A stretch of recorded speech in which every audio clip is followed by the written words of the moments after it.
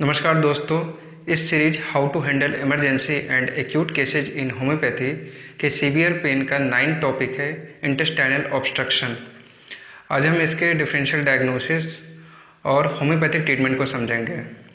Severe pain के पहले के 12 वीडियो देखने के लिए आप चैनल के प्लेलिस्ट सीवियर पेन ट्रीटमेंट इन होम्योपैथी में जा सकते हैं।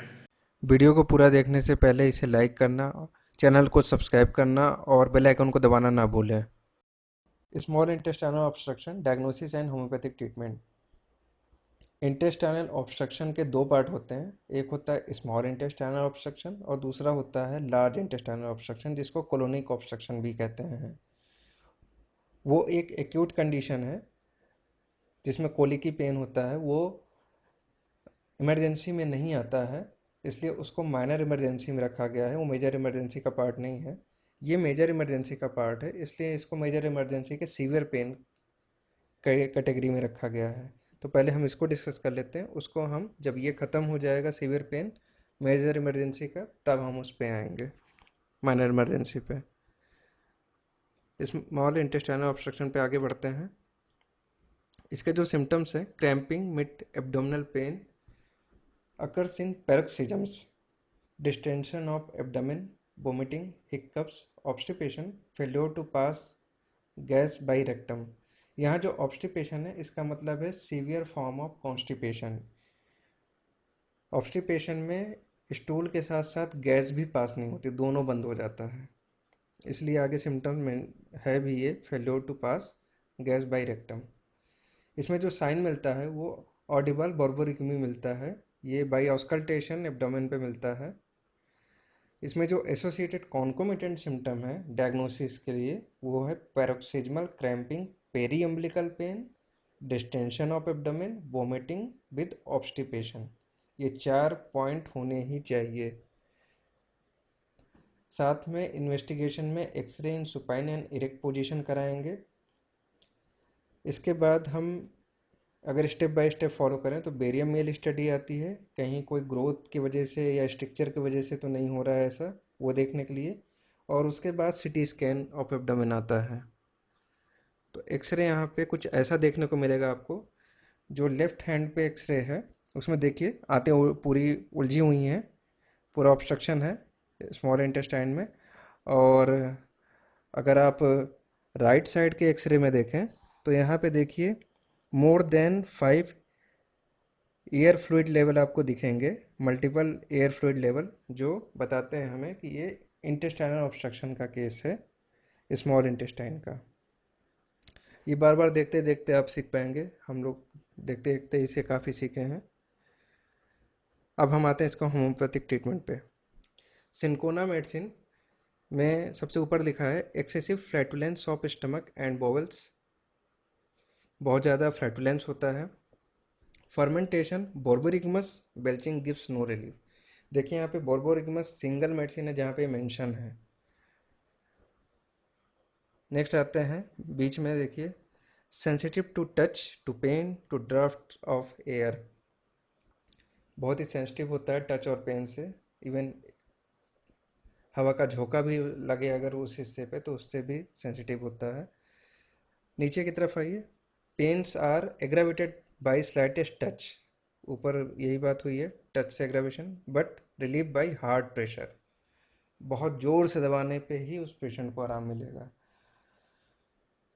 इसको कैप्सिकम और प्लम्बम भी ये सिम्टम ज़ोर से दबाने वाला हार्ड प्रेशर वाला कवर करता है। One hand icy cold the other warm, ये मैंने इसलिए यहाँ पे छोड़ा हुआ है ताकि इस मेडिसिन का की नोट सिम्टम आपको मैं बता सकूँ, दिखा सकूँ। सेंसिटिव टू टच के बाद एक ये की नोट सिम्टम है।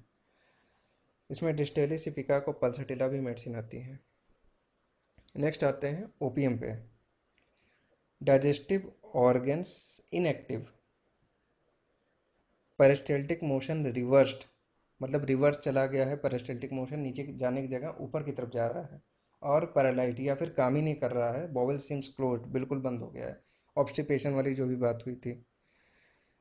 कॉन्स्टिपेशन फ्रॉम इनएक्शन और paresis, no desire, stool hard round black balls. Chelidonium प्रमथुजा भी स्टूल के इन कैरेक्टर को कवर करती है। तो ओपीएम भी एक मेडिसिन हो सकती है। नेक्स्ट है plumbum, interception with colic and faecal vomiting, strangulated hernia, femoral, inguinal और अम्बिलिकल। ये पूरा एक ही चीज़ है।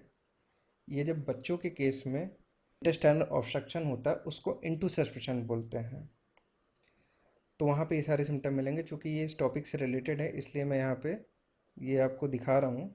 इस टॉपिक को मैं बाद में एलोबरेट करूँगा अगले किसी वीडियो में, क्योंकि ये अलग टॉपिक है और इसमें और भी बहुत सारी चीज़ें हैं जो बताने की होती हैं और इसके और भी बहुत सारे मेडिसिन्स हैं। कॉन्स्टिपेशन नेक्स्ट है इसमें। Stool hard lumpy black like sheep dung. Stool hard lumpy black like sheep dung का मतलब हुआ फीकोलिथ। फीको मतलब फीकल, लिथ मतलब पत्थर, पोटी से बना हुआ पत्थर। चिलिडोनियम और ओपियम में भी इस तरह के स्टूल पाए जाते हैं। नीचे ऑब्स्ट्रक्टेड इवेक्वेशन, इवेक्वेशन मतलब गैस स्टूल सब निकलना बंद हो गया। फ्रॉम इंडूरेटेड फीसेज, देखिए यहाँ पे वही बात आई, इंडूरेटेड फीसेज यानी हार्ड हो गए हैं जो feces, fecolith. Dryness of the excretion, paralysis और मस्कुलर एटोनी। नेक्स्ट मेडिसिन है pyrogen, vomiting persistent, brownish coffee ground, offensive, stercoraceous. Stercoraceous का मतलब होता है फीकल यानी ऑफेंसिव फीकल जैसा, विथ इम्पैक्टेड और ऑब्स्ट्रक्टेड बॉवल्स। मैंने अभी तक जितने केसेस देखे हैं उसमें पैरोजन में जो सिम्टम लिखा है सबसे ज़्यादा सिम्टम मैंने ये देखा है। तो ये जो कीनोट बुक है इसमें जो मेडिसिन्स मैंने अलग की हैं जो मुझे समझ में आई क्लिनिकल केसेस देखने के बाद, वो मैं यहाँ आपको विद सिम्टम शेयर कर रहा हूँ। क्योंकि अगर आप इस तरीके से लर्न करेंगे तो कम समय में ज़्यादा लर्न करेंगे और क्लिनिकल केस देखना सीख जाएंगे। क्योंकि अगर आप रिपर्टरी के पीछे भागे तो एक एक रूब्रिक के पीछे 50-50 मेडिसिन मिलेंगी, आप कंफ्यूज हो जाएंगे आपको करना क्या है। उतना टाइम नहीं देता सीवियर पेन का पेशेंट, और उतना कन्फ्यूजन क्रिएट करके आप क्लिनिकल केस को क्लिनिकल तरीके से हैंडल नहीं करेंगे तो आप लॉस कर जाएंगे। तो क्लिनिकल केस को क्लिनिकल तरीके से हैंडल करिए, उसके लिए क्लिनिकल बुक फॉलो करिए। Thank you.